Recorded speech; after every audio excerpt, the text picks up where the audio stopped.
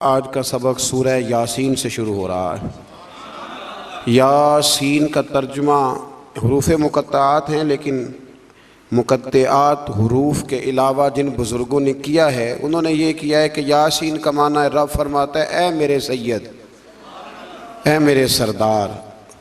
फरमाया वल कुरानिल हकीम, मुझे कुरान मजीद की कसम हो, इन्नका लमिनल मुरसलीन, बेशक आप रसूलों में से हैं।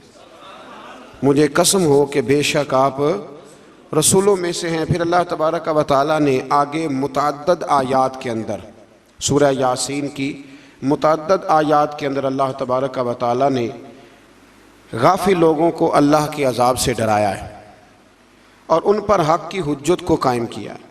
लेकिन कुछ सरकश लोग ऐसे होते हैं जिन पर दावत हक़ का असर नहीं होता। दावत हक़ उन्हीं पर असर होता है जो नसीहत को कबूल करते हैं, जिनका तरीक़ा है कि वो नसीहत को कबूल करते हैं। जिनका मिजाज नहीं ना जी नसीहत को कबूल करने का, तो उन लोगों पर हक़ की दावत का कोई असर नहीं होता। फिर आयत नंबर 38 से अल्लाह तबारक व तआला की कुदरत और जलालत का बयान किया गया कि सूरज, चाँद और सियारे तमाम कादर मुतलक के नज़म के ताबे हैं और ये मुमकिन नहीं कि इनमें से कोई फसाद या टकराव हो जाए। फिर आयत नंबर 48 में फरमाया कि कुफार कहते हैं वो वादा कब आएगा कि तुम सच्चे हो। इसके बाद फिर अल्लाह ताला ने वक़ूए क़यामत का जिक्र फरमाया है और बेशत बादल मौत को मुख्तलिफ पैरायों के अंदर बयान फरमाया है। आयत नंबर 54 से इरशाद फरमाया कि बग़ैर किसी जुल्म के आमाल का बदला देने और जन्नती लोगों के लिए नेमतों का जिक्र है और मुजरिमों को अलग करने और जहन्नम के आज़ाब का भी अल्लाह ने इन्हीं आयात के अंदर तज़किरा फरमाया है। आयत नंबर 65 में अल्लाह तबारक व तआला ने बताया है कि क़यामत के दिन मुजरिमों के मुँहों पर मोहरें लगा दी जाएंगी। मुँह होंगे, इन पर मोहर लगा दी जाएगी और इनके हाथ, पैर और दीगर आज़ा सुल्तानी गवाह बन के अल्लाह की अदालत में इनके खिलाफ गवाही देंगे। हाथ भी खिलाफ गवाही देगा, पैर भी खिलाफ, ज़ुबान पे तो मोहर होगी, ये गवाह बन जाएंगी सारी चीज़ कि हमसे क्या क्या जुराइम कराए जाते थे। फिर आयत नंबर 68 में बताया कि जिसे हम लंबी उम्र देते हैं तो हम इसकी जिस्मानी बनावट को इब्तदाई हालत की तरफ उलट देते हैं। यानी ऐसी लंबी उम्र की दुआ मांगनी चाहिए जिसमें इंसान की अकली, इल्मी, फ़िक्री और जिस्मानी कुव्वत सलामत रहे।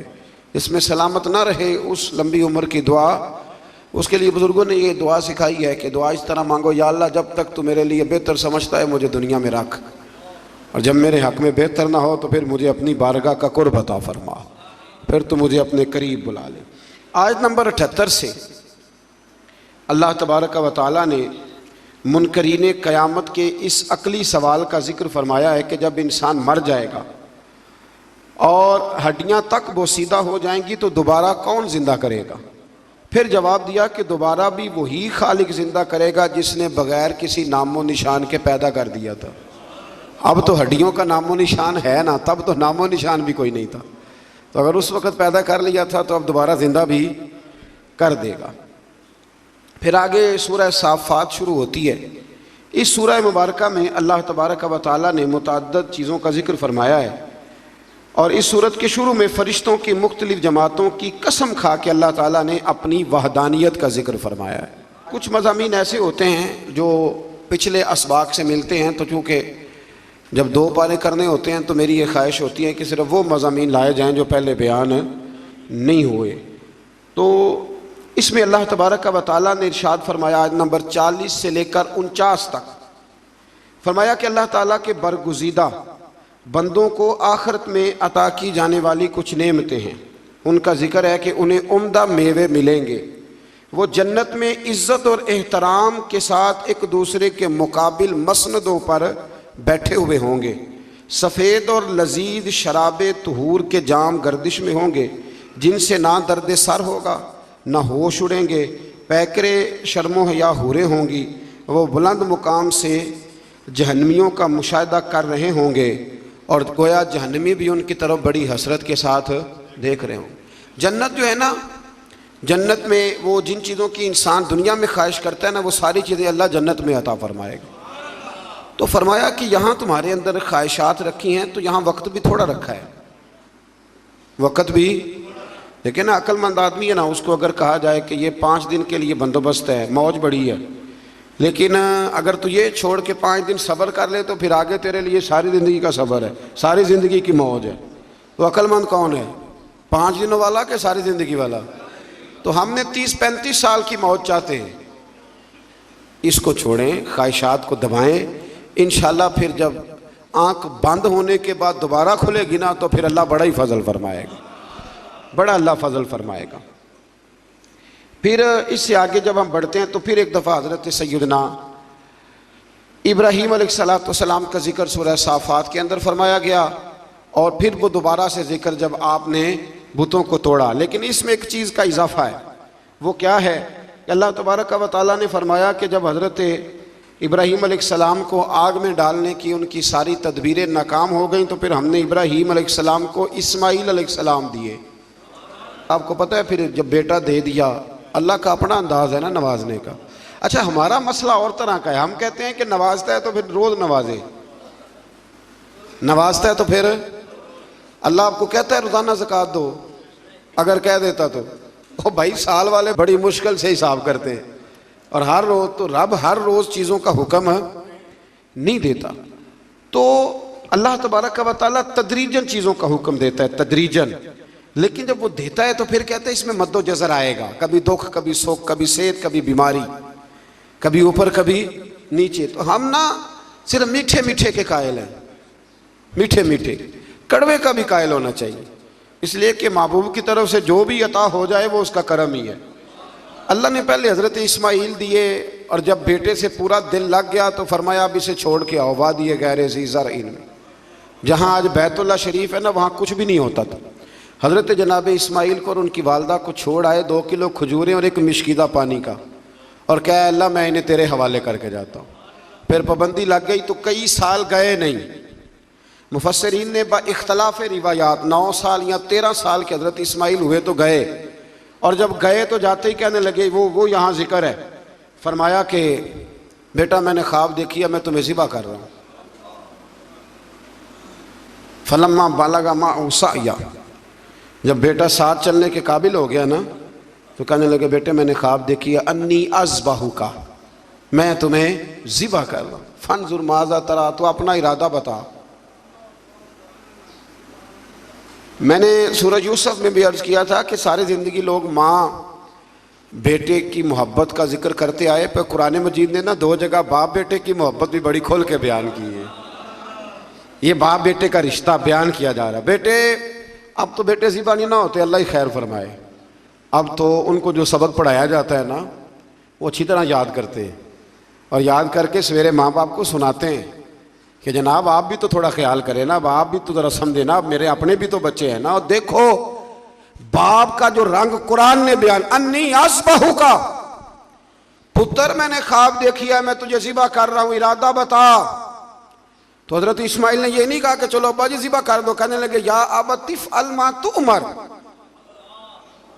कहा अब्बा जी आप ज़िबा ना करें, आपने ख्वाब देखी है ज़िबा कर रहे हैं तो फ़कत ज़िबा ही ना करें, जो रब कहता है ना वो सारा आप मेरे साथ करें, जो हुक्म होता है वो, जो अल्लाह कहता है वो सारा करे। इसकी तफसीर में मुफस्सिरीन ने लिखा है कि गोया हज़रत इस्माईल कह रहे थे कि अब्बा जी अगर अल्लाह कहता है ना ज़िबा करो तो आप ज़िबा करें, और अगर वो कहता है ना उसके बाद मेरे टुकड़े टुकड़े करें तो आप टुकड़े टुकड़े करें, और अगर वो कहता है ना फिर इसे जला दें तो आप जो रब कहता है ना आप वो सारा मेरे साथ सताजुदूनी इंशाअल्लाहु मिनस साबिरीन, मुझे आप इंशाअल्लाह सब्र करने वालों में से ही पाएंगे।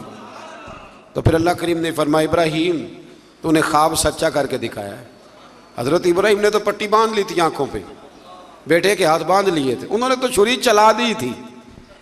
अब जिसने अमर करना था उसी ने ना किया। वफ़दैनाहु बिज़िब्हिन अज़ीम, और एक ज़िब्ह अज़ीम का फिदिया अल्लाह ने दे दिया। तो इकबाल कहने लगे ये फैज़ान नज़र था, यहाँ के मकतब की करामत थी। 2 चीज़ें होती हैं, एक फैज़ान नज़र भी होता है। कई दफ़ा मकतब के निकम्मे फैज़ान नज़र से चल जाते हैं, ये तो इकबाल कह रहे हैं ना, ये फैज़ान नज़र था, यहाँ के मकतब की करामत थी। ये सिखाए किसने इस्माईल को आदाब फर्जंदी, यहाँ एक बात मैं माँओं बहनों से, बच्चियों से करूँगा और आप हजरात से भी करूँगा कि ये घर में अपनी बेटियों और बहनों को ये सबक दें कि बच्चे बाप के उस वक़्त फर्मा बरदार बनते हैं जब उनकी अम्मा उन्हें बाप का फर्मा बरदार बनाती है। हज़रत इस्माइल की अम्मा कह सकती थी कि बेटे तेरा अब्बा तो कभी आया ही नहीं, जंगल में छोड़ के चला गया, ये कह सकती थी। और क्या कुछ ज़हन में बच्चे के बैठ सकता था, पर हज़रत हाजरा ने कहा पुत्र तेरा बाप छोड़ के गया है ना, तो ऐसे नहीं छोड़ के गया, तेरा बाप अल्लाह का रसूल है, अल्लाह का पैगंबर है। और मैं बाप से भी कहूँगा कि माँ का अदब करा सकता है तो अब्बा करा सकता है, अब्बा कराए अदब। उनको कहे कि बेटा मैं तो बाहर रहता था, तुम्हारी सारी परेशानियाँ तुम्हारी माँ ने देखी। यहाँ ये होता है कि माँ बाप अपने हक में दलाइल देते देते वो दोनों ही छुट्टी कर जाते हैं, वो कहते हैं चलो ठीक है आप दोनों राज़ी रहें, अपने अपने हक में दलाइल न दें। ये वैसे भी कमज़ोर लोगों का तरीका है। अल्लाह हमें समझने की तौफीक अता फरमाए। फिर अल्लाह तबारक व तआला ने इसके बाद फिर से एक दफ़ा अपने अम्बिया का, हज़रत इसहाक़, मूसा, हारून, इलियास, लूत और यूनुस अलैहिस्सलाम जिक्र फरमाया इसी आयत में। आगे फिर सूरत साद शुरू होती है। इस सूरह मुबारका की इब्तिदा में कुरान करीम की कसम खा के फरमाया कि काफिर तकब्बुर और मुखालफत में पड़े हुए हैं। इसके बाद फरमाया सरकार दो आलम सल्लल्लाहु अलैहि वसल्लम की रिसालत और नबी करीम अलैहिस्सलाम के इंतखाब पर और बेशुमार माबूदों की बजाय इलाहे वाहिदा की इबादत पर कुफ़ार का बड़ा ताज्जुब है। ये सारा कुछ कैसे हो गया, सारे बुत छोड़ने पड़ेंगे और नबी पाक को मानना पड़ेगा। तो गोया रब फरमाता जितना मर्जी ताज्जुब करो, मानना तो तुम्हें पड़ेगा, इसलिए कि ये मेरे हबीब हैं, ये तुम्हें मानना तो पड़ेगा। फिर आयत नंबर 10 से उन मुशरिकीन को जिन्हें अपनी ताकत पर नाज था और खुदाई का दावा करते थे, फरमाया कि अगर आसमानों और ज़मीन और इनके दरमियान हर चीज़ की बादशाहत इनकी है तो फिर इन्हें चाहिए कि आसमान की तरफ चढ़ जाएं, और जाहिर है कि ऐसा उनके लिए मुमकिन नहीं है। तो फिर अपने इज्ज़ का इतराफ़ कर लें कि हम ये कर सकते नहीं। फिर इसी सूरत के अंदर अल्लाह ताला ने फिर से एक दफ़ा कौम नूह का जिक्र किया, कौम आद का, फ़िरौन का, समूद का और कौम लूत का अल्लाह करीम ने यहाँ जिक्र फरमाया। फिर आगे चल के ना अल्लाह करीम ने इरशाद फरमाया कि हज़रत सुलेमान अलैहिस्सलाम जो थे वो अल्लाह के बहुत ही अच्छे बंदे थे और अल्लाह की तरफ रुजू करने वाले थे। अच्छा, ये जो अल्लाह कुरान में तारीफ़ करता है किसी की, हालांकि बंदे अल्लाह की तारीफ़ करने के पाबंद हैं कि वो हर वक्त अपने रब की, तो ये जो अल्लाह तारीफ़ करता है ना अपने बंदों की, ये उसका कमाल करम है। तो अल्लाह बंदों की तारीफ़ करके, नबियों की तारीफ़ करके, वलियों की तारीफ़ करके हमें बताता है कि तुम बिना बंदों पे तनकीद ना किया करो, मेरे बंदों की तारीफ़ें किया करो, तारीफ़ें किया करो। अल्लाह के नेक बंदों की, पैगम्बरों की, वलियों की, दरवेशों की तारीफ़ करनी चाहिए। नेक लोगों की बात अल्लाह ताला तौफीक अता फरमाए। फिर इससे आगे जब हम बढ़ते हैं तो अल्लाह ताला ने फिर एक दफ़ा हज़रत अय्यूब अलैहिस्सलाम और उन पर आने वाले मसाइब का जिक्र फरमाया है। फिर अल्लाह तबारक व तआला ने जाके ना आयत नंबर 49 में अहले तकवा के लिए जन्नत की नेमतों का जिक्र फरमाया और जहन्नमियों के लिए अजाब की मुख्तलिफ सूरतों का भी जिक्र फरमाया कि उनको पीने के लिए खौलता हुआ पानी और जहन्नमियों के ज़ख्मों की पीप दी जाएगी, जबकि अहले जन्नत को तरह तरह के फल और शराबे तुहूर मिलेगा। हमारे ना उस्ताद गिरामी फरमाते हैं कि मैं एक दफ़ा ना एक जगह पे किसी प्रोग्राम में मौजूद था, तो वहाँ एक साहब ना तकरीर करते करते कहने लगे, जी हम ही मौलवी कहते हैं बिला वजह, जी ऐसे कह देते हैं कब्र में कीड़े आएंगे तो फलाना आएगा। और ये बंदे जब तकरीर कर रहे होते हैं ना, वो जिनका दावा होता है बादों का दरवेशी का, तो वो कोई हादशात का ख्याल कोई नहीं करते। अब आपने ये आयत मुलाजा की ना कि अल्लाह फरमाता है कि जहन्नमियों के ज़ख्मों का पीप पिलाया जाएगा। ये कुरान मजीद की नास है ना कि दोज़खियों को अजाब होगा। तो मौलाना ने कब्र का अजाब बयान किया तो एक साहब उठ के क्या, वो बाद में जो समझ लें कि जो आजकल बने हुए हैं ना दरवेश, वो कहने लगा जी मौलवी जो जिक्र करते हैं ना ये अपनी कब्र का करते हैं, दरवेशों की कब्र में बिच्छू नहीं आएंगे। तो फरमाते में उठ के खड़ा हो गया। मैंने उसको कहा कि तू 2 किताबें पढ़ लेता तो तुझे भी समझ आती, वो जो कुरान ने अजाब बयान किया तो वो किसका किया है, और जो रसूल करीम ने फरमाया है कब्र का अजाब, तो नबी पाक ने किसकी कब्र का जिक्र किया। जी बिच्छुओं से डराते हैं जी मौलवी फलान करते हैं, और ये बहुत जाहिल लोग इस किस्म की बात करते हैं। मौलवी कौन होता है डराने वाला?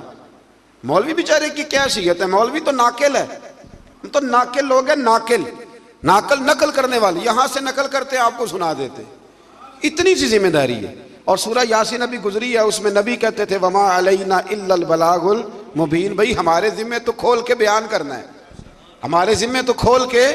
मैंने बड़े दिन पहले कहा था कि हमारी ड्यूटी मनवाने की नहीं बताने की है, हमारी आजान पढ़ने की ड्यूटी है, तलवार चलाने की ड्यूटी नहीं है। तो इसलिए ये जाहिलाना बात है कि जी अजाब का जिक्र ना करो, तो जो नबी पाक ने किया है।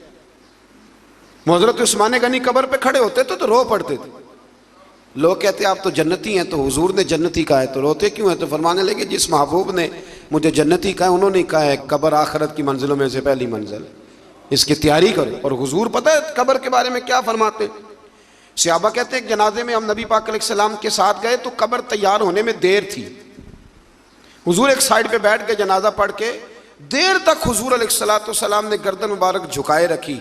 हमारी ख्वाहिश थी कि चलो मौका मिल गया तो कोई मीठी प्यारी बात ही सुन ले, लेकिन हुजूर गर्दन झुकाए रहे। कहते हैं देर के बाद गर्दन उठाई तो आंखों में आंसू थे, और रो के हुजूर ने फरमाया, रो के फरमाया भाइयों दोस्तों कब्र की तैयारी कर लो, ये मामला बड़ा कठिन है। तो हुजूर तो रो के कहते हैं कब्र की तैयारी कर लो, और यहाँ लोग कहते हैं जी आप बिच्छुओं की बात सुना रहे हैं फलाने। ये तंज ना करें आप किसी पे भी, आप ख्याल करें और बचें उस वक्त से कि अल्लाह तबारक व तआला के सामने जब खड़े होना है, अल्लाह ताला सारी उम्मत पर अपना खास फजल फरमाए। फिर अल्लाह तबारक व तआला ने आयत नंबर 71 से आगे कमो बेश सारी सूरह मुबारका में ना फिर से हज़रत आदम का वाक़या जिक्र किया है। मैंने शुरू में अर्ज़ किया था ना कि गालिबन 7 जगह पे कुरान मजीद में हज़रत आदम का वाक़या आया है। फिर इससे आगे सूरह ज़ुमर शुरू होती है, इसके अंदर भी अल्लाह तबारक व तआला ने बिल्कुल इसकी इब्तदा में हुक्म दिया कि दीन को अल्लाह के लिए खालिस करो, खालिस दीन, उसमें कोई मिलावट दीन।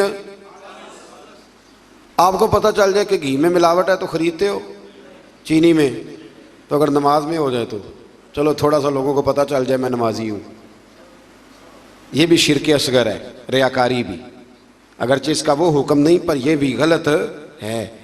यानी चलो सदका देता हूँ थोड़ा सा, अल्लाह भी राज़ी हो जाएगा और बंदों को पता चल जाएगा मैं सखी हूँ, तो रब तो खालिस दीन को कबूल करता है, खालिस, लिहाजा मुखलिस हो के अल्लाह की इबादत करें। आयत नंबर 5 से एक बार फिर अल्लाह ताला की कुदरत का जिक्र है कि उसने आसमानों और ज़मीनों को पैदा किया, गर्दश लैलो नहार का निज़ाम बनाया, और सूरज और चाँद के लिए अपना अपना मदार और मंजिलें मुकर्रर की। तमाम इंसानों को एक जान यानी आदम अलैहिस्सलाम से पैदा किया। सबको किससे पैदा किया है? तो फिर सारे क्या हुए? भाई भाई हुए ना सारे। कहाँ से पैदा किया? बाप सबका, लेकिन अड़ जाते हैं बंदे। आप जट को बट कह के देखें, अब नाम तो ले जरा, नहीं इतना ऊंचा उड़ान हमारी हो गई है कि अल्लाह तबारक व तआला माफ़ करे कि वो पकड़ाई नहीं देती। ये कबीले तारुफ के लिए होते, तारुफ हो जाए, कोई ऊंचा छोटा बड़ा नहीं होता। नबी पाक सल्लल्लाहु अलैहि वसल्लम ने बड़ी वजाहत से कई जगह हमें ये बात समझाई है। फरमाया हर एक को हमने एक जान हज़रत आदम से पैदा किया और उन्हीं से उनका जोड़ा पैदा किया, और वहीं से वही जो माँ के पेट में तय दर तय जुल्मतों में इंसानों की परवरिश फरमा देता है। ये सब उसकी कुदरत की निशानियाँ। आयत नंबर 7 में फरमाया कि अल्लाह ताला को किसी की नाशुक्री की कोई परवाह नहीं। हाँ, वो अपने बंदों के लिए नाशुक्री को नापसंद और शुक्र को पसंद फरमाता, बाकी उसे परवाह कोई नहीं कि तुम नाशुक्री करो। वो तुम्हारे शुक्र अदा करने का कोई ख्वाहिशमंद, हाँ पसंद ज़रूर करता है, पर उसे कोई मोहताजी न करोगे तो नुकसान उठाओगे। आयत नंबर 9 से अल्लाह ताला ने फरमाया कि आलिम और जाहिल बराबर नहीं हो सकते। कुल हल यस्तविल लज़ीना यअलमून वल लज़ीना ला यअलम। फरमाया कि आलिम और जाहिल बराबर हो सकते हैं? कौन कह रहा है? तो अगर कोई जाहिल उठ के कहे मौलवियों की पता है, और अल्लाह ताला खैर करे 2-3 जगहों पे तो जाहिलों के बड़े डेरे हैं, एक हुक्मरानों के गिर्द, एक दरबारों के गिर्द। बल्कि मैं अक्सर कहता हूँ जितना बड़ा जाहिल हो ना उतना बड़ा पीर होता है। बड़ी जिम्मेदारी से कह रहा हूँ आप, क्योंकि आलिम ने थोड़ा बहुत सोचना है कोई बात करते वक्त, क्योंकि उसे पता है कि ये शरीयत की हद है, ये कैद है। तो जाहिल ने तो कुछ भी नहीं ना सोचना। तो जाहिलों की करामतें बेशुमार, इधर भी करामत उधर भी करामत, ये भी कर दिया वो भी कर दिया। और जाहिल की एक बहुत बड़ी अलामत है कि वो हमेशा इल्म की मुखालफत करेगा, पक्की बात है, क्योंकि खुद जाहिल है, लिहाजा इल्म की हमेशा। बहुत सारे ऐसे पीर हैं लोगों के कि जो ना उनका निकाह पढ़ा सकते हैं ना जनाजा पढ़ा सकते हैं। यानी पीर ऐसा ना खुशी में शरीक हो सकता है लेकिन पीर है। अजीब बात है ना कि तुम्हें निकाह का मसला आलिम बताए, तलाक का मसला, यानी तुम्हारे बेटे के पैदा होने से लेकर तुम्हारे बच्चे के निकाह से लेकर और तुम्हारे माज़अल्लाह मरने और जनाजे तक सारी ड्यूटी आलिम करता है। और वो मोटरसाइकिल खरीद लेना तो सारे गांव को मुसीबत पड़ जाती है कि इसने कहाँ से ले लिए, सवाल जवाब करते। और पीर का बेटा मुतलक जाहिल होता है, मुतलक। बहुत सारे ऐसे पीर हैं जो दुआ नहीं मांग सकते स्पीकर के आगे। लेकिन क्या किया जाए कौम का, कैसे समझाया जाए, कौन सा ऐसा दरूद पढ़ा जाए। तवीज़ लिखते जा रहे हैं, तवीज़ लिखते जा रहे हैं, और वो भी नहीं लिखने आते हैं, फोटो कापियाँ करा लिए, मोहरें बनवा ली। कुछ खुदा का खौफ करें, कुछ थोड़ा सा ख्याल करें। पीर के लिए पहली शर्त यह है कि उसे खुद तो रास्ते का पता हो कहाँ जाना है। जिस ड्राइवर को खुद नहीं पता वो आपको लाहौर कैसे पहुँचाएगा, तो उसको खुद तो पता हो। बां जिल्मो जो करे फ़कीरी वो काफिर मरे दीवाना हो, मेहरबानी करें आप। जुबे कुबे देखती है कौम, बड़े बड़े जनाब रंग डंग देखती है तो उलझ जाती है। तो अल्लाह तबारक व तआला ने फरमाया आलिम और जाहिल बराबर हो सकते, अल्लाह ने कहा है। इसलिए हमारी ड्यूटी है उलमा को इज्जत दे, ये हमारी ड्यूटी है। मैं कई दफ़ा उलमा की शान में हदीसें इसलिए नहीं बयान करता कि वो लोग हम पे फिट ना कर ले, और अंदर नफ्स बैठा है। वो भी कई दफ़ा कहता है कि चाहे तो अपनी बात कर रहा है, लेकिन रमज़ान है, मैं खालिसतन अल्लाह की रिदा के लिए अर्ज़ करता हूँ।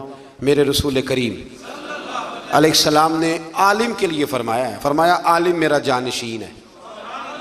कोई ज़ईफ़ रवायत निकाल के दिखाए कि हुज़ूर ने कहा दरवेश मेरा जानशीन है, ठीक है। जो आलिम बेअमल है मैं उनकी बात नहीं कर रहा, लेकिन हुज़ूर ने फरमाया उलमा अंबिया के वारिस हैं।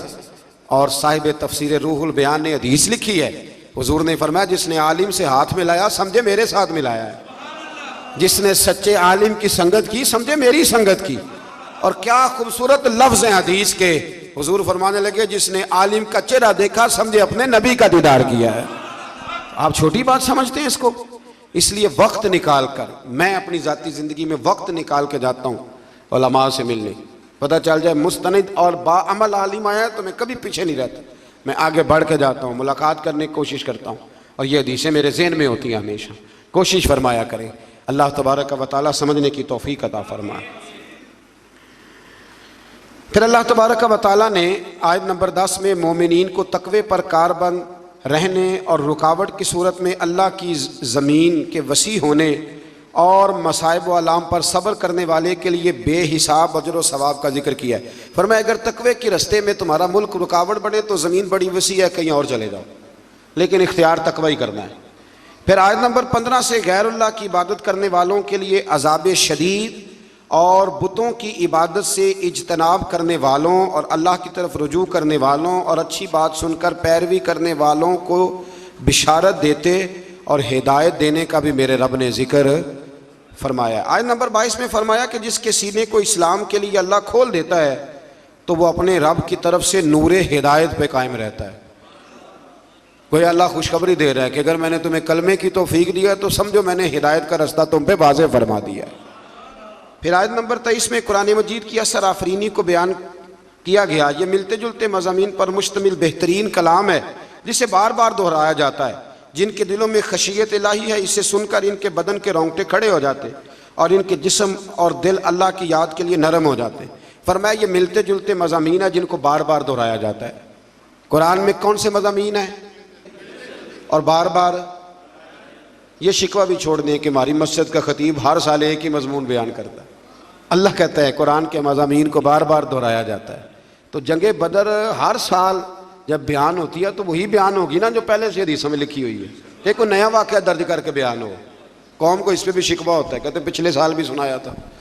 मैं एक जगह पे गया तो मुझे कुछ लोग कहने लगे जी आप तकरीर छोटी करते हैं तो आप ना आज हमने लंबी तकरीर सुनी है, पिछले साल भी आपने 40 मिनट तकरीर की थी। मैं क्या तुसी पिछले साल वाली सुनाओ तो नवी सुन लो, ठीक हो गया ना जी। मैंने कहा पिछली सुनाएं, और नहीं सुन लें। और कभी कभी बड़े सिखाने वाले लोग भी मिलते हैं। एक जगह मैं तकरीर ख़त्म करने लगा तो एक बुज़ुर्ग हैं, वो बड़ा मुझसे प्यार करते हैं, मोहब्बत करते हैं, बड़ी उनकी दिलचस्पी है। तो मैंने तकरीर ख़त्म करते हुए कहा कि बस जी। तो बाबा जी कहने लगे नहीं थोड़ी सी और। मैं क्या जब मैं कमा ख़त्म हो गई है, कहते जो ख़त्म हो गई तो मुड्डो लग पवो, यही सुना दो दोबारा। अब ये सिखाने वाली बात है ना जी, कि बुज़ुर्ग बहुत सारे हाज़िर दिमाग होते हैं। कहने लगे आप शुरू से लग जाएं जहाँ से शुरू किया था, और हमें ना ज़्यादा सुना है। अल्लाह करीम तौफीक अता फरमाए। फिर आयत नंबर 60 में अल्लाह पर झूठ बांधने वालों के चेहरों के स्याह होने का जिक्र फरमाया। जो अल्लाह पे झूठ बांधेगा उसका चेहरा, कभी कभी ना हम भी कह देते हैं कि अल्लाह कुरान में ये भी तो कहता है ना जी, तो आपको पता है ये आयत है कुरान की, है सही आयत। इस तरह उस दिन बात नहीं हो रही थी सूरत यूसुफ में कि जी वो भेड़िए ने हजरत याकूब से क्या कहा था। मैं क्या मैनू तो नहीं पता उन्हें किया क्या। कहते उन्हें आख्या जे मैं यूसुफ खादा हो तो मैं 14वीं सदी का मौलवी होवां, पता नहीं किहड़ी किताब च आया, लेकिन बात मशहूर बड़ी है कि नहीं। कुछ मसले ऐसे हैं जिनका कोई वजूद नहीं, तो कहते हैं जी जिन्हें उमरा कर लिया तो अज फर्ज हो गया। मैं क्यों उसको खाने रोटी ना हो तो अज किवें फर्ज हो गया। लेकिन जो मसले बिल्कुल किसी कोई वजूद नहीं, वो बड़े मशहूर है और बड़े ज़बरदस्त मारूफ है। तो ये किसी जगह रवायत नहीं, उलमा की तौहीन के लिए लोग बातें गाड़ लेते हैं, लेकिन कहीं भी मौजूद नहीं है। आयत नंबर 62 में फरमाया कि अल्लाह ताला हर चीज़ का खालिक और निगहबान है और ज़मीन व आसमान की कुंजियों का मालिक भी अल्लाह ही है। चले बात आ गई तो एक मसला इस तरह का और भी है, वो रमज़ान में ज़्यादा बयान होता है कि कीड़ी नज़र ना आए तो खाते रहना चाहिए, चूंटी नज़र ना आए तो मैनू महीना महीना नहीं जी दिसदी। और आप में से बहुत सारे ऐसे लोग हों जिन्होंने सारे रोजे देखे ही नहीं, क्या करें फिर। और बहुत ज़्यादा तेज़ रोशनी हो लाइटों की तो वैसे ही नज़र कोई नहीं आती। ये सवाल किसी ने पूछा था तो चलो उसका जवाब भी आ गया। कहने लगे कि रोज़े के टाइम अजान तक खाना पीना चाहिए या ऐलान हो जाए तो बंद कर देना चाहिए। ये जो अजान होती है ये रोज़ा बंद करने के लिए नहीं होती, अजान नमाज के लिए होती है, वो सारा साल होती है। अजान किस लिए होती है? और किसी वक्त मौलवी साहब की आँख 10 मिनट लेट भी खुलती है तो लेट भी होती है अजान। अजान का रोज़े से कोई ताल्लुक़, रोज़े का टाइम से ताल्लुक़ है। जब ऐलान हो जाए ना बंद कर दो तो लिहाजा रोज़ा वहीं पे बंद करना है। और अल्लाह ताला माफ़ करे, मैंने एक शख्स को मस्जिद में एक दिन मसला बताया तो वो कहने लगा जी मेरे तो अब्बा जी कहते हैं बड़ियां बांगा होनियां ने अजे, तू खांदा रहो। मुझे नहीं पता, मुझे पहली दफ़ा उस दिन पता चला। वो कहने लगे मैनू अब्बा जी आख्या वो बड़ियां बांगा होनियां ने, कहते अजे पहली हुई है, तू एंड वाली तक खा। ओ खुदा के बंदो, रोज़े का अल्लाह ने हद बनना मुकर्रर फरमाया है तो आप हद में रहेंगे, बेहद। अब तो कैलेंडर हैं और आप टीवी पे यूं पट्टियां चल रही हैं, ये टाइम है, जो अखबार छप के आ जाएगा उस पर कल का टाइम लिखा होगा। किस चक्कर में आप। और बहुत सारे टाउन ऐसे हैं, सोसाइटियाँ ऐसी हैं जिनमें अजान की आवाज़ ही नहीं जाती घरों में, 3-3 4-4 पोर्शन, तो वहाँ आप क्या करेंगे। तो अजान का नमाज से ताल्लुक़ है, रोज़े से ताल्लुक़ नहीं है। तो कई दफ़ा अजान देर से दी जाती है, अजान देर से। अच्छा फिर बड़े मज़ेदार हैं लोग, मैंने अगला सपारा शुरू करना है पर बात आ गई थी, मुकम्मल करना भी बड़ा ज़रूरी है। बड़े मज़ेदार हैं, रमज़ान में सहरी के लिए पूछते हैं कि जी हमने नहीं ऐलान पे बंद करनी, हमने तो अजान पे। तो रोज़े में ऐलान पहले होता है, अजान बाद में होती है। जब इफ्तार होता है तो फिर पहले ऐलान होता है, फिर वो इसलिए पहले ऐलान होता है कि चलो ऐलान करने वाला बेचारा भी खोल ले रोज़ा, तो रोज़ा खोल के 5-7 मिनट के बाद अजान देता है ना, उत्थे नहीं बंदे मसला पूछते तो ये ऐलान तो नहीं, असां तो वही बांग तो ही खोलना है। पूछा कभी किसी ने? तो ये क्यों ऐसे काम करते जिनका वजूद कोई नहीं, वहाँ कोई और बात और यहाँ कोई है ना अजीब बात। यानी ज़कात देनी होती है ना जब, तो ज़कात का निसाब 52.5 तोले चांदी भी है, उस वक्त कहेंगे जी वो 7.5 तोले सोने के बराबर पैसे होंगे फिर देनी है। ऐसे ही है 2.25 सेर गंदम मैंने देनी है जी फतराना, तो मैं कहता हूँ तू 3.5 किलो खजूरें फतराना देना, और देना भी अजवा की कीमत। वो क्यों नहीं देता? हदीस में तो वो भी आया है। हालांकि अरब के बाद इलाके ऐसे थे जहाँ खजूरें सस्ती थी, गंदम महंगी थी, इसलिए उनका वजन ज्यादा रखा गया खजूरों का, गंदम का थोड़ा रखा गया। अब किस हिसाब से देते हैं? आज सवेरे एक बंदे ने मसला पूछा, कहता जी बच्चे बाहर हैं तो उन्होंने फतराना उतों के हिसाब ना देना कि इतों के हिसाब ना। मैं क्या बड़ा लाख रुपया फतराना है जिसका हिसाब करते फिरते हो। ओ खुदा के बंदे दे दे जो देना है, और फतराना हैसियत के मुताबिक दें। कुछ बंदे ऐसे हैं जिनका 5,000 बनता है एक बंदे का, मैंने कहा हैसियत के मुताबिक दे। जो गरीब आदमी है वो दे 200 रुपया, ठीक है, हर्ज नहीं, साल के बाद देना है ना अल्लाह के कहने पर। तो आप मेहरबानी करें, अल्लाह तौफीक अता फरमाए समझने की। इस पारे के शुरू में अल्लाह पर झूठ बांधने और हक को झुटलाने वालों को जहन्नमी करार दिया गया है, जो हक को झुटलाते और सच्चे दीन को लेके आने वाले यानी रसूलुल्लाह सल्लल्लाहु अलैहि वसल्लम और उनकी तस्दीक करने वाले को मुत्तकी कहा गया है। तस्दीक करने वाले हज़रत अबू बकर सिद्दीक हैं। हुजूर सच लेके आए और जनाब सिद्दीक अकबर ने उसकी तस्दीक की। ये कम बेश तमाम मुफस्सिरीन ने हज़रत सिद्दीक अकबर का नाम ही लिखा है।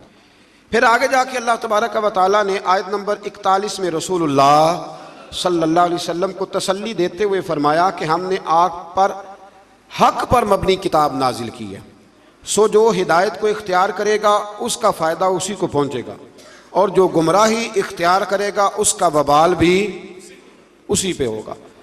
आप इनके जिम्मेदार नहीं हैं। अगली आयत में नींद को आर्जी मौत से ताबीर किया गया और बताया कि नींद और मौत में इतना ही फ़र्क है कि मौत की सूरत में बंदे की रूह आर्जी तौर पर नहीं बल्कि मुद्दत दराज के लिए कब्ज़ कर ली जाती है। आप बताइए, जब नींद आई होती है आपको, वैसे आपने आधा घंटा 20 मिनट गुजारने हों तो पता होता है कि 20 हो गए 10 हो गए, तो सोए सोए आँख खुलती है तो हो इतना टाइम हो गया। तो अल्लाह फरमाते हैं इसी तरह मौत का मामला होगा। कुछ लोग ना कब्रों से उठाए जाएंगे तो एक रवायत में यूँ भी आता है कि जब कब्रों से उठाए जाएंगे तो वो कहेंगे ओहो मैं तो जोर पढ़ के सोया था कि असर का टाइम हो गया है। और कुछ ऐसे होंगे जिनके लिए 50,000 साल का दिन होगा।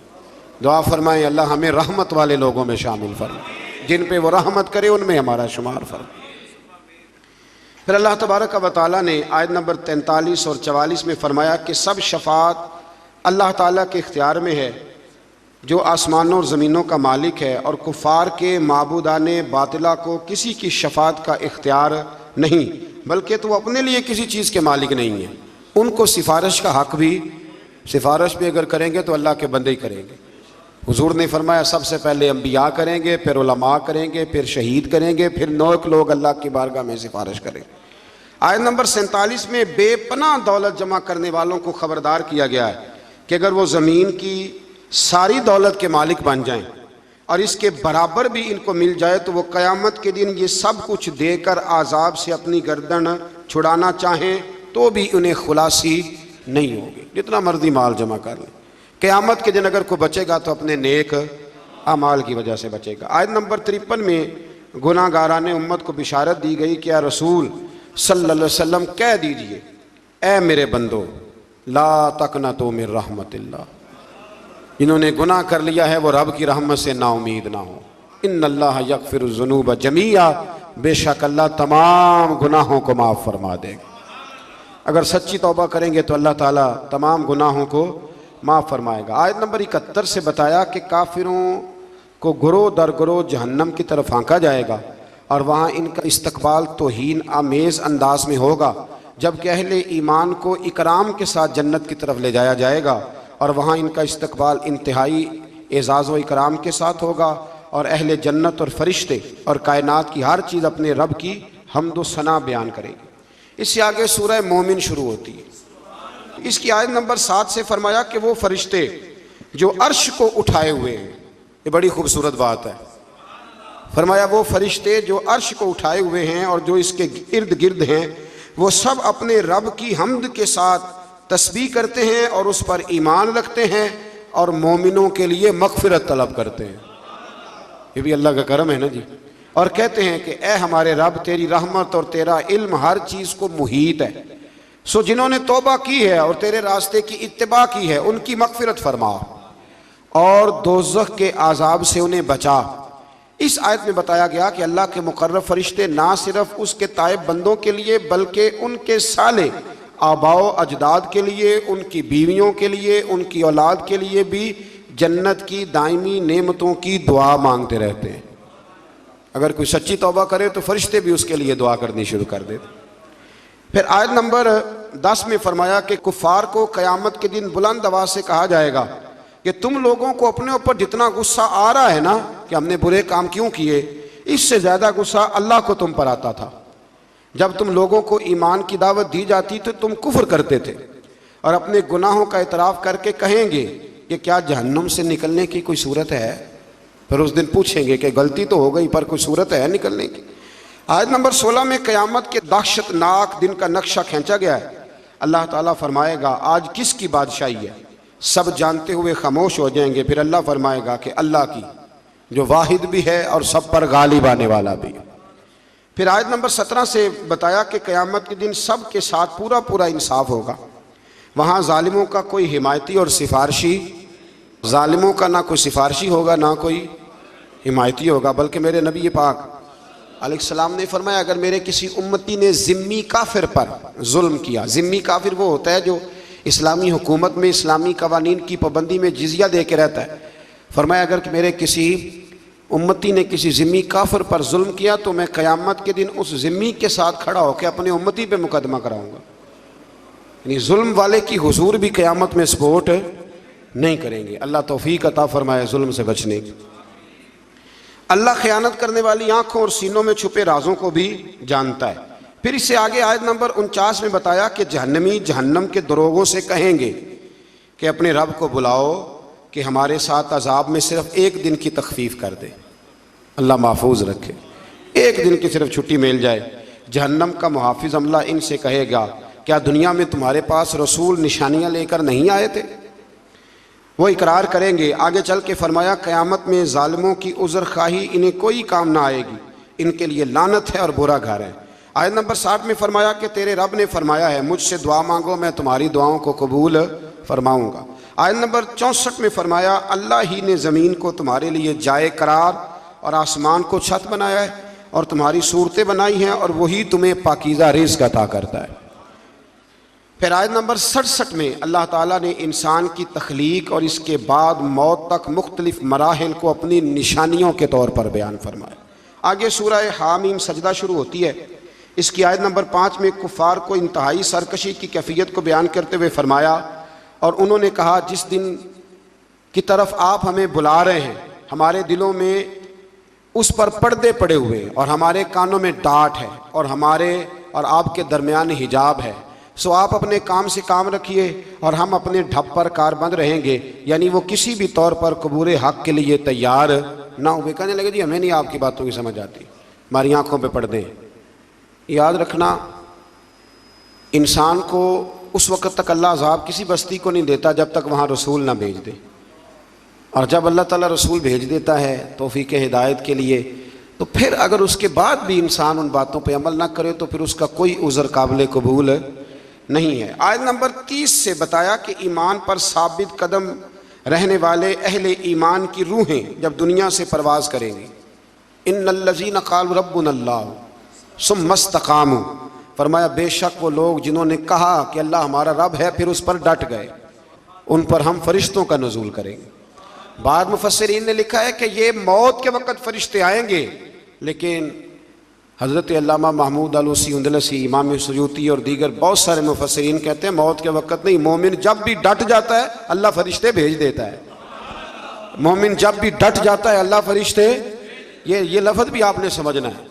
ये नहीं फरमाया कि फरिश्ते आएंगे तो तुमने डटना है, फरमाया डटना पहले तुमने खुद है, फिर अल्लाह फरिश्ते भेजेगा। हक पे डट जाओ, अल्लाह तुम्हारी मदद के लिए। इकबाल ने कहा था तू फिजाए बदर पैदा कर, फरिश्ते तेरी नुसरत को उतर सकते हैं गर्दों से, कितार अंदर कितार अब भी वो उतर आएंगे, लेकिन शर्त यह है कि तू फिजाए तो उस तरह का ईमान पैदा कर। फरमाया फरिश्ते नाजिल होंगे और कहेंगे कि तुम न किसी आने वाली बात का खौफ करो न किसी गुज़श्ता बात का रंज और मलाल, और इस जन्नत की बिशारत सुनो जिसका तुमसे वादा किया गया। और फिर इन्हें बताया जाएगा कि अल्लाह गफूरुर रहीम ने इनके लिए जन्नत में ज़ियाफ़त का एहतमाम किया है। बड़ी खुशी वाली बात है। यानी रब फरमाता है मैं जन्नत में तुम्हारा मेज़बान बनूंगा, मैं तुम्हारा मेज़बान हूँ जन्नत में। तो जितनी शान वाला मेज़बान है मेज़बानी भी उतनी शान वाली फरमाए। और वहाँ जिस नेमत की भी ख्वाहिश करोगे तुम्हें वो दस्तयाब हो जाएगी। आयत नंबर 34 में बताया नेकी और बदी बराबर नहीं है और दूसरों की बदी का जवाब नेकी से दो। अल्लाह फरमा रहा है बदी का जवाब नेकी से दो, इसके नतीजे में तुम्हारा मुखालिफ तुम्हारा सरगर्म और पुरजोश दोस्त बन जाएगा।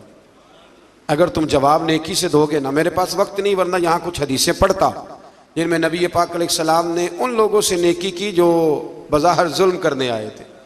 हुजूर ने नेकी की तो वो मेरे रसूल के गुलाम बन गए, वो नबी करीम के गुलाम बन गए। आयत नंबर 39 से अल्लाह ताला ने हयात बादल मौत के सबूत के लिए हिस्सी मिसाल दी कि तुम देखते हो ज़मीन खुश्क, बंजर और गैर आबाद होती है, यानी बेजान होती है, तो हम इस पर बारिश का पानी नाजिल करते हैं जिसके ज़रिए वो सरसब्ज और शादाब हो जाती है और नमू यानी निबातात उगाने और बढ़ाने की सलाहियत उसमें पैदा हो जाती है। तो जो ज़मीन के लिए हयात है, फरमाया पास जो अल्लाह बेजान ज़मीन में जान डाल देता है वही आखिरत में मुर्दों को भी ज़िंदा फरमा देगा। और कई दफ़ा ज़मीन में जान डलती है, एक दफ़ा बिल्कुल सही हो जाती है, फिर हल चलाएं, फिर बीज डालें, फिर जान डल जाती है। इसी तरह मरने के बाद भी अल्लाह दोबारा इंसानों में जान पैदा करेगा।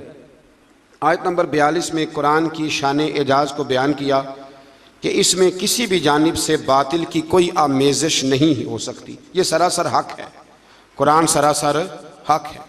मेरी ये ख्वाहिश है, ये ना सुन्नत है क़यामुल लैल आखिरी 10 रातों का, आप अपने अपने घरों में या अपनी अपनी मस्जिदों में कम से कम ताक रातों में रात को कुछ देर के लिए जल्दी ज़रूर उठें।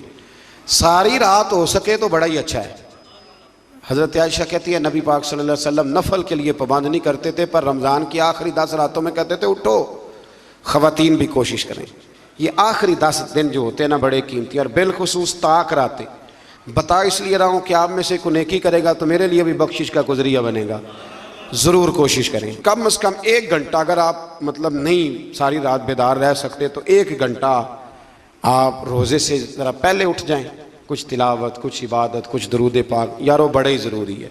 हुजूर ने बड़ा ही पसंद किया है और बड़ी कीमती, ये वो अजीम रातें हैं जिनके लिए खैमा लगा के मेरे नबी मस्जिद में ही बैठ गए। तो आप इनमें कोताही न करें। अल्लाह ताला तौफीक अता फरमाए।